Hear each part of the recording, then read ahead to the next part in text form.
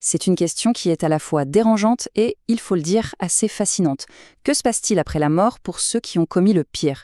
On va explorer ça ensemble en se basant sur les expériences de médiums pour tenter de découvrir une perspective vraiment différente sur la justice et ce qu'on appelle l'au-delà. Alors, on plonge direct dans le vif du sujet. Les personnes qui ont tué, qui ont commis des actes d'une cruauté absolument extrême, sont-elles punies? Sont-elles condamnées à une sorte d'enfer éternel? La réponse est peut-être bien plus complexe qu'on pourrait le penser à première vue. Mais attendez, avant même de parler de condamnation ou de punition, la toute première question à se poser, c'est sur quelle base ce jugement pourrait-il bien se faire? Et ça, c'est un point absolument crucial. Notre perception de ce qui est bien ou mal, eh bien, elle évolue. Ce qu'on trouve horrible aujourd'hui, c'était parfois considéré comme normal par le passé. Des actes commis par obéissance, par croyance. Prenez un contexte de guerre, par exemple. Où est-ce qu'on trace la frontière exacte entre le bien et le mal? Franchement, la question est loin, très loin d'être simple. Ok.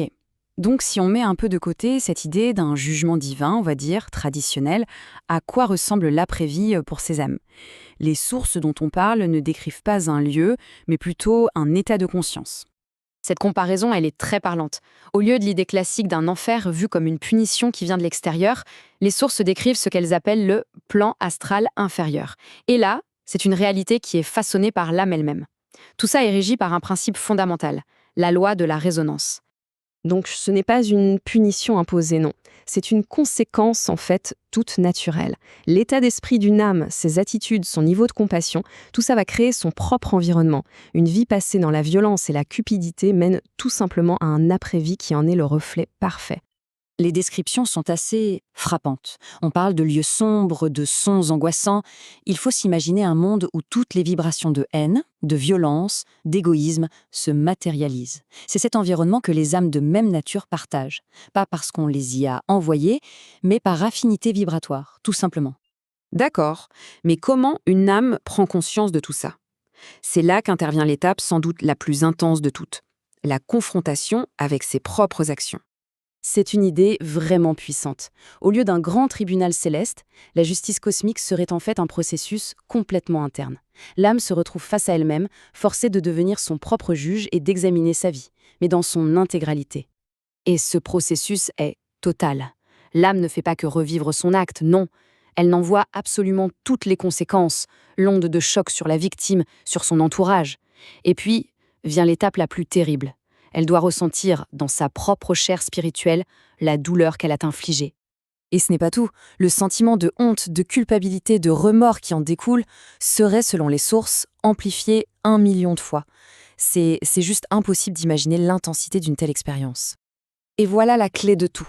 Le but, ce n'est pas un châtiment pour l'éternité. Cette confrontation avec soi-même, aussi insoutenable soit-elle, c'est elle qui allume le désir de faire le bien, de réparer, d'évoluer. C'est un véritable catalyseur de transformation. Mais alors, on peut se demander, même après le pire du pire, est-ce que la rédemption est possible? D'après ces sources, la réponse est un grand oui. Et l'exemple qui suit est particulièrement marquant. L'histoire rapportée est celle d'un homme qui, de son vivant, était vraiment très violent, très jaloux envers sa compagne. Et après sa mort, il est resté bloqué dans cet état. Il n'acceptait pas du tout qu'elle puisse refaire sa vie. C'est par le biais d'une communication avec un médium qu'un déclic a pu être provoqué chez lui.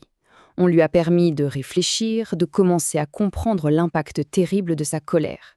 C'est ça, cette fameuse étincelle de conscience. Et quelques mois plus tard, cet homme est revenu. Et là, la transformation, elle était totale.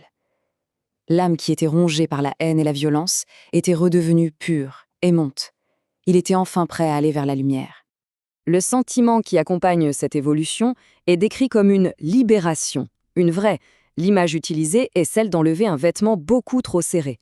Tout le poids de ses actions a enfin disparu, laissant place à un soulagement immense. Cet exemple, ce n'est pas juste un cas isolé. En fait, il illustre une vision beaucoup plus large du parcours que chaque âme serait destinée à suivre. Finalement, voilà le message central à retenir. Dans cette perspective, l'évolution, c'est un chemin où chacun avance à son propre rythme. L'idée, c'est que derrière chaque action, même la pire, se cache une âme en plein apprentissage. Et puisque l'on viendrait tous de la même source d'amour, notre essence profonde resterait pure, le retour vers cette source n'est donc pas juste une possibilité, mais une certitude pour chaque âme, peu importe le chemin qu'elle a dû parcourir. Tout ça nous laisse avec une dernière pensée, une question pour réfléchir. Il ne s'agit pas de tolérer des actes monstrueux, bien sûr que non. Mais peut-être de changer notre regard sur la justice. Et si le but ultime de l'univers, ce n'était pas de punir, mais de s'assurer que chaque fragment de conscience apprenne, grandisse et retrouve, à la fin, le chemin de la maison.